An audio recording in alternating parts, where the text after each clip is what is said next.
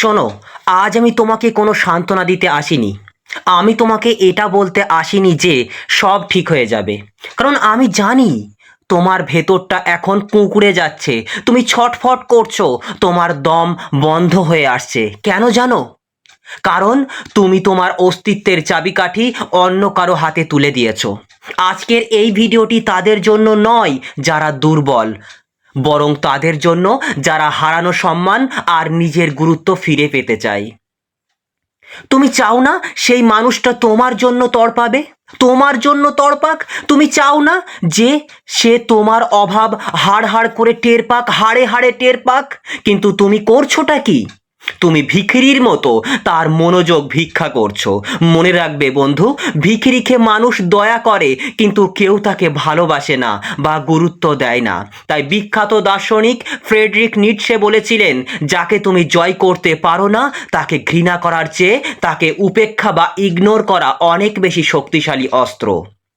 আজ আজ আমি তোমাকে শেখাবো কিভাবে কিভাবে নিজেকে এমন এক উচ্চতায় নিয়ে যাবে যেখানে মানুষ তোমাকে অবহেলা করার সাহস পাবে না, বরং তোমার একটা মেসেজের জন্য চাতক পাখির মতো বসে থাকবে। আজ রিভার্স সাইকোলজির এমন কিছু সত্যি বলবো যা তোমার রক্ত গরম করে দেবে। তৈরি আছো তো সেই নিজের জীবন বদলাতে? সো চলো শুরু করা যাক আজকের পর্বের একেবারে পুঙ্খানুপুঙ্খ বিশ্লেষণে। প্রথমত, তোমার অতিরিক্ত সহজলভ্যতা তোমার মূল্য কমিয়ে দিচ্ছে। তুমি কি জানো তোমার সব থেকে বড় ভুল কোথায়? তুমি সব সময় অ্যাভেলেবেল। যখন সে ডাকছে তুমি কাজ ফেলে দৌড়ে যাচ্ছ। যখনই সে একটা মেসেজ করছে তুমি 1 সেকেন্ডের মাথায় রিপ্লাই দিচ্ছ। তুমি ভাবছো তুমি তো ভালোবাসা দেখাচ্ছ, কিন্তু না বন্ধু, না। তুমি সাইকোলজি বলছে, কিন্তু সাইকোলজি বলছে তুমি তোমার নিজের ভ্যালু জিরো করে দিচ্ছ। হ্যাঁ, নিজের ভ্যালুটাকে একদম কমিয়ে দিচ্ছ। অর্থনীতিবিদ অ্যাডাম স্মিথ একটা কথা বলেছিলেন, যে কথাটা মানুষের মনের গভীরে গিয়ে আঘাত লাগে। যে জিনিসের যোগান বেশি তার দাম সব সময় কম। এটা অর্থনীতি বা ইকোনমির একটা গুরুত্বপূর্ণ স্টেপ। কি বললাম? যে জিনিসের যোগান বেশি তার দাম সব সময় কম হয়। এটা মানুষের সম্পর্কের ক্ষেত্রেও 100% সত্যি। তুমি যদি সারা দিন তার চোখের সামনে ঘুরে বেড়াও, সারাক্ষণ তাকে এটা বোঝাও যে তুমি ছাড়া আমার জীবনে আর কেউ নেই, তবে সে তোমাকে গুরুত্ব দেবে কেন? মানুষ সেই জিনিসের পেছনে ছোটে যা পাওয়া কঠিন। হিরে কেন দামি জানো? কারণ তা সহজলভ্য নয়। রাস্তাঘাটে পড়ে থাকা পাথরের কোনো দাম নেই। তুমি নিজেকে রাস্তাঘাটের পাথর বানিয়ে ফেলেছো। আজ থেকে এটা বন্ধ করো। নিজেকে একটু আড়াল করো। তাকে বুঝতে দাও যে তোমার একটা নিজস্ব জগৎ আছে, তোমার নিজের কাজ আছে। যখন তুমি তাকে সময় দেওয়া হঠাৎ করে কমিয়ে দেবে, তার অবচেতন মন অস্থির হয়ে উঠবে। সে ভাবতে শুরু করবে, ও কি অন্য কারো সাথে কথা বলছে? ও কি বদলে গেল? আর এই অস্থিরতা থেকেই জন্ম নেয় আকুলি বিকুলি বা আকুলতা। দ্বিতীয় স্টেপে কি করবে? রিভার্স সাইকোলজি কি বলছে শোনো। মৌনতা যখন কথা বলে, সাইকোলজি বা মনোবিজ্ঞান বলে মানুষের মন সব সময় নিয়ন্ত্রণ করতে চায়, সব সময়। যখন তুমি কাউকে খুব বেশি গুরুত্ব দাও, সে অবচেতনভাবে ধরে নেয় সে তোমার কন্ট্রোল করছে। আর মানুষ যাকে কন্ট্রোল করতে পারে তাকে সে আর ভয় পায় না বা সমীহ করে না। আর এখানেই তোমাকে রিভার্স সাইকোলজি ব্যবহার করতে হবে। বিখ্যাত মনস্তাত্ত্বিক সিগমুন্ড ফ্রয়েডের তত্ত্ব অনুযায়ী মানুষের যে ইগো সেটা খুব অদ্ভুত একটা জিনিস। তুমি যদি কাউকে বারবার বলো আমাকে ভালোবাসো, আমাকে ভালোবাসো, আমাকে সময় দাও, আমার মনটাকে বোঝার চেষ্টা করো, সে আরো দূরে সরে যাবে। কি করবে?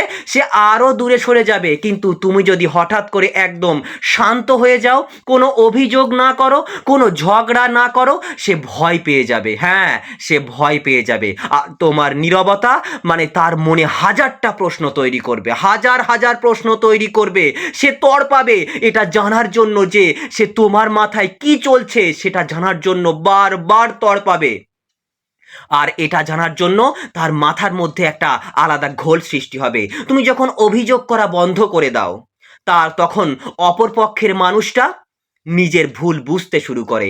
যতক্ষণ তুমি চিৎকার করবে ততক্ষণ সে ভাববে দোষ তোমার, কিন্তু যেদিন তুমি শান্ত মুখে সরে দাঁড়াবে সেদিন সে নিজের আয়নায় নিজের কদর্য রূপটা দেখতে পাবে। আর এটাই হলো আসল যুদ্ধ। তৃতীয় স্টেপে তুমি কি করবে? নিজের আবেগকে সস্তা করো না বন্ধু, বারবার বলছি, নিজের আবেগকে সস্তা করো না। আমাদের ইমোশন, আমাদের আবেগ, আমাদের অনুভূতি, এইগুলো কিন্তু খুব মারাত্মক একটা জিনিস, তাই এটা অন্য কারোর কাছে সস্তা করে ফেলো না। তুমি কি জানো কেন সে তোমাকে অবহেলা করার সাহস পায়? কারণ সে জানে তুমি কাঁদবে, তুমি তাকে ফোন করবে, তুমি হাত জোড় করবে, আর তোমার এই দুর্বলতাই তার শক্তি। তাই মনীষী স্বামী বিবেকানন্দ বলেছিলেন, দুর্বলতাই মৃত্যু। তুমি যখন অন্যের ওপর মানসিকভাবে নির্ভরশীল হয়ে পড়ো তখন তুমি তিলে তিলে মারা যাও। আজ থেকে নিজের ইমোশনকে সস্তা করা বন্ধ করো।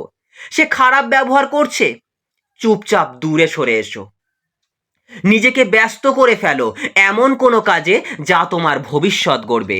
বাস্তবতা হলো মানুষ সফল মানুষদের সাথে থাকতে চায়, কান্নাকাটি করা মানুষের সাথে নয়। তুমি যদি আজ নিজের ক্যারিয়ার, নিজের শরীর এবং নিজের ব্যক্তিত্ব নিয়ে কাজ শুরু করতে পারো, তবে দেখবে যে মানুষটা তোমাকে ব্লক করে রেখেছে সেই অন্য ফেক আইডি দিয়ে তোমাকে সার্চ করছে।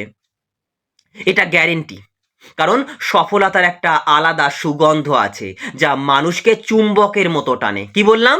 মানুষকে চুম্বকের মতো টানে। চতুর্থ স্টেপে তুমি কি করবে? মানুষের মনস্তত্ত্ব এবং পুশ অ্যান্ড পুল থিওরি, যেটা এর আগের ভিডিওতেও আমি কিন্তু বলেছি। প্রেম বিশারদগণ একটি থিওরি, মানে একটি থিওরির কথা বলেছেন যাকে বলা হয় পুশ অ্যান্ড পুল থিওরি। তুমি যদি সারাক্ষণ কাউকে নিজের দিকে টানো, সারাক্ষণ কাউকে নিজের দিকে টানো, সে তোমাকে ধাক্কা দিয়ে দূরে সরিয়ে দেবে। আর এটাই নিয়ম।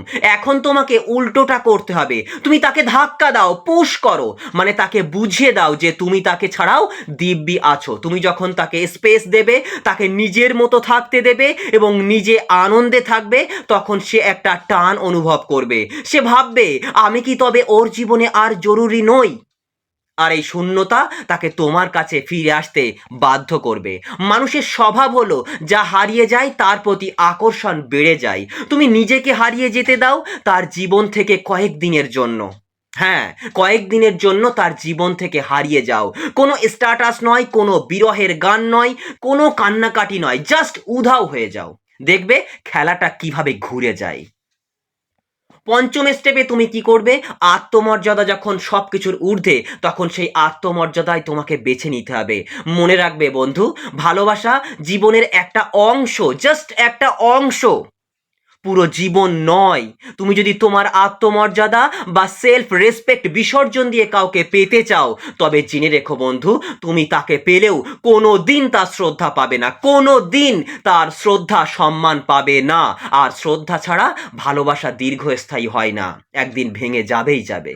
তাই দার্শনিক কনফুসিয়াস বলেছিলেন, নিজেকে সম্মান করো, তবেই অন্যরা তোমাকে সম্মান করবে। তুমি কি নিজের সম্মান করো? নিজেকে প্রশ্ন করো না, তুমি কি নিজেকে সম্মান করো? যদি করতে, তবে ওই মানুষটার জন্য রাত জেগে কাঁদতে না, যে তোমার চোখের জল, মানে চোখের জলের মূল্যটা বোঝে না। আজ থেকে আয়নার সামনে দাঁড়িয়ে নিজেকে বলো, আমি সেরা, আমি মূল্যবান এবং আমাকে পাওয়ার যোগ্যতা সবার নেই। যখন তোমার ভেতরে এই কনফিডেন্স আসবে, তখন তোমার কথা বলার স্টাইল, তোমার হাঁটা চলা সব বদলে যাবে। আর এই বদলটাই মানুষকে তড়পাতে বাধ্য করবে। তারা ভাববে এই মানুষটা এত বদলে গেল কি করে, ও কি আমাকে ভুলে গেল? এই ভয়টাই তোমাকে জেতাবে বন্ধু, তোমাকে জিতিয়ে দেবে। 6 নম্বর স্টেপে তুমি কি করবে? ওভার ইনভেস্টমেন্ট বন্ধ করতে হবে। হ্যাঁ বন্ধু, হ্যাঁ, তুমি হয়তো ভাবছো আমি যদি ওকে বেশি বেশি উপহার দিই, বেশি বেশি ভালোবাসি, তবে ও হয়তো আমাকে বুঝবে, আমাকে আরও বেশি ভালোবাসবে। ভুল, একদম ভুল। রিলেশনশিপ সাইকোলজি অনুযায়ী যে সম্পর্কে একজন বেশি ইনভেস্ট করে, সেটা সময় হোক বা আবেগ, সেই সম্পর্কটা দ্রুত নষ্ট হয়। কারণ অন্যজন তখন টোকেন ফর গ্রান্টেড নিতে শুরু করে। সে ভাবে এ এ তো কোথাও যাবে না, একে যা খুশি তাই বলা যায়, এর সঙ্গে যা খুশি তাই করা যায়। আজ থেকে ইনভেস্টমেন্ট সমান সমান করো। সে একটা মেসেজ করলে তুমিও একটা মেসেজ করো। সে দেখা করতে চাইলে তুমিও চাও, কিন্তু সে যদি অবহেলা করে তুমি তার ডবল অবহেলা করো। কঠিন লাগছে শুনতে, তাই না? কষ্ট হবে করতে, তাই না? কিন্তু এটাই বাস্তব। জীবনটা একটা দাবার বোর্ডের মতো, ভুল চাল দিলে কিস্তিমাত হতে সময় লাগে না। তাই তোমাকে এরকম ভাবে কিন্তু চলতে হবে। সপ্তম স্টেপে তুমি কি করবে? তোমার রহস্যই তোমার শক্তি। হ্যাঁ বন্ধু, তোমাকে রহস্যময় হতে হবে। মানুষের একটা সহজাত প্রবৃত্তি হলো রহস্যের উন্মোচন করা। তুমি যখন তোমার জীবনের সব কথা, সব পরিকল্পনা, সব কষ্ট তার সামনে ঢেলে দাও, তখন তার কাছে তুমি একটা পড়া বই হয়ে যাও। পড়া বই কেউ বারবার পড়ে না বন্ধু, তাই পড়া বই হয়েও না। নিজেকে একটা রহস্যময় বইয়ের মতো করো। তোমার পরবর্তী পদক্ষেপ কি হবে সেটা যেন সে আঁচ করতে না পারে। হঠাৎ করে নতুন কোনো শখ তৈরি করো, নতুন বন্ধুদের সাথে ছবি দাও, তবে হিংসা করানোর জন্য নয়, বরং তুমি যে ভালো আছো সেটা বোঝানোর জন্য। সে যখন দেখবে তুমি তাকে ছাড়াও হাসছো, আনন্দ করছো, তখন তার মনের ভেতরে এক ধরনের যে কি বলে ওটাকে, ইনসিকিউরিটি বা নিরাপত্তাহীনতা তৈরি হবে। আর এই নিরাপত্তাহীনতাই মানুষকে ছটফট করতে বাধ্য করবে। তারপর কি করবে তুমি?